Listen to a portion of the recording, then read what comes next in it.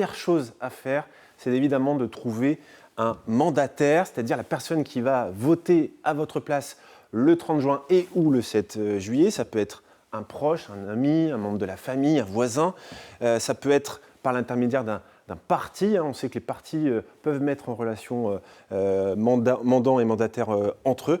Et puis il y a aussi des plateformes. Il y en a une qui est très connue, en tout cas qui s'est fait connaître ces derniers jours, c'est Plan Procu. Elle a vu les visites multipliées par 4 depuis le début de la semaine. Mais attention, une fois que vous avez trouvé votre mandataire, enfin, en tout cas pour trouver votre mandataire, il y a certaines contraintes à avoir en tête et c'est justement le sous-préfet de Roubaix qui nous en parle. Écoutez-le. Il faut absolument donner procuration à un électeur qui a la capacité de voter, qui est inscrit sur les listes électorales. Il peut ne pas faire partie de la même commune ni du même bureau de vote. Par contre, il devra absolument se rendre dans la commune et dans le bureau de vote, dans votre bureau de vote à vous, pour voter à votre place. Il ne pourra pas le faire dans le bureau de vote où lui est inscrit en tant qu'électeur. Donc attention pour les mandataires, ceux qui recevraient une procuration, ils devront peut-être se déplacer à la fois à leur bureau de vote classique et à la fois dans le bureau de vote du mandant, c'est-à-dire la personne qui va leur donner procuration.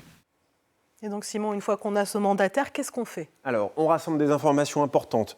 L'état civil, la commune de vote, le numéro d'électeur. Pour vous, pour le mandataire également. Et puis ensuite, eh bien, vous avez 3 possibilités. La première, c'est de faire la démarche entièrement en ligne, à condition d'avoir une identité numérique ainsi que la nouvelle carte d'identité au format carte bancaire. Si vous ne l'avez pas, vous pouvez quand même faire en partie la démarche en ligne, mais vous devrez aller dans un commissariat de police ou dans une brigade de gendarmerie pour faire valider votre identité.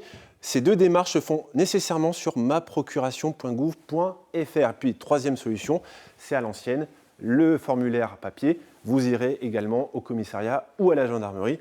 Dans tous les cas, il faut essayer de le faire le plus vite possible. Vous avez logiquement jusqu'à la veille du scrutin, mais si on en parle maintenant, c'est qu'il faut le faire maintenant. Merci beaucoup Simon pour toutes ces explications.